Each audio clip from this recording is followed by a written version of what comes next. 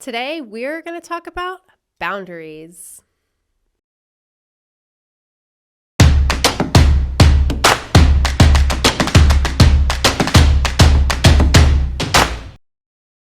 Hi, it's Candace. I want to thank you for joining me today at the Rose Colored Path podcast.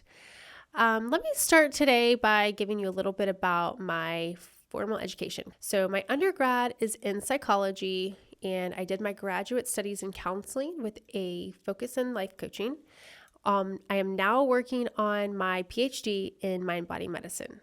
So that is actually where my passion is mind-body medicine, because I think it completely correlates with life coaching.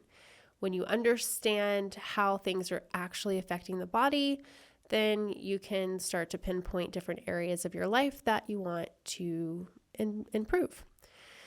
Which is why I'm going to talk to you today about boundaries. How often do we hear that word? You need to have better boundaries. You need to set good boundaries.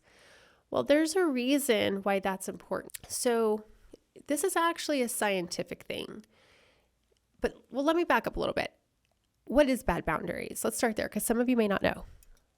Bad boundaries could look like a couple things. We'll use people pleasing, for example. You actually want to say no, but you say yes because you don't want to offend anyone or hurt anyone's feelings. And let me tell you why this is actually bad. So we are made of molecules. Emotions are also made of molecules.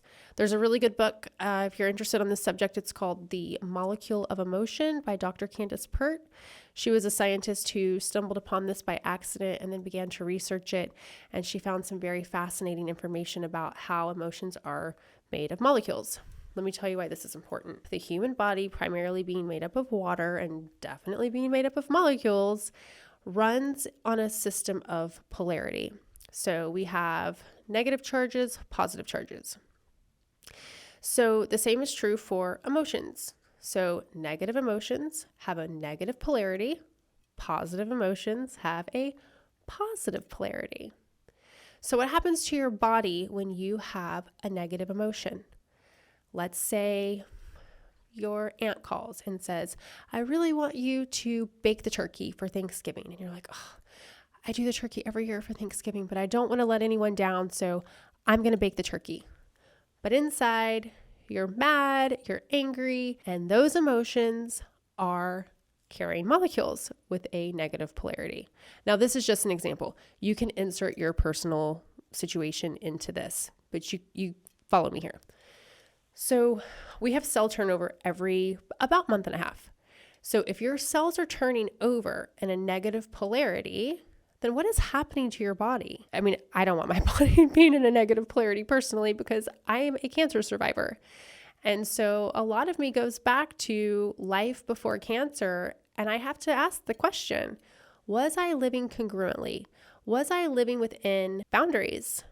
And so if anything is keeping you out of your integrity, your moral character, what you really feel about a situation, you need to stop and assess, is this outside of my boundaries? Because if I live outside my boundaries, scientifically, I could be putting my body in a state of negative polarity.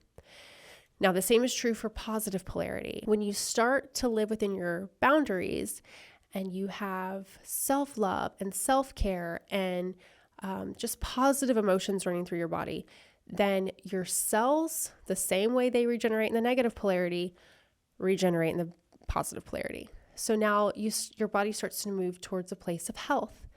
And I'm really passionate about cancer, and I've heard the studies say that cancer cannot live in a healthy body. So, if you're a health nut and you're like, I don't understand how, my body is sick. It could be cancer, it could be autoimmune, it could be just, a list of things.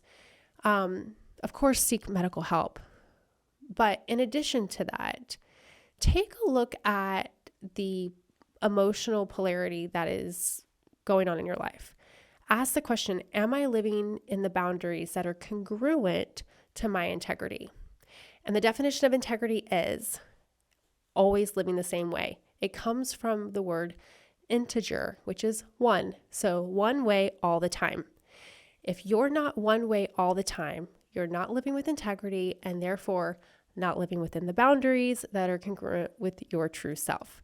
So just take a look at that. It's a very easy change. It doesn't have to be dramatic. It can be very simple adjustments to everyday behavior and just learning to say, no, I'm not okay with that. I don't want to do it. Here's how I really feel about that. Let's find a solution that works for everybody. So I hope this helps you figure out a way to start incorporating more boundaries in your life, because I know from personal experience, it really changed me and my health in general. So thank you for joining me today.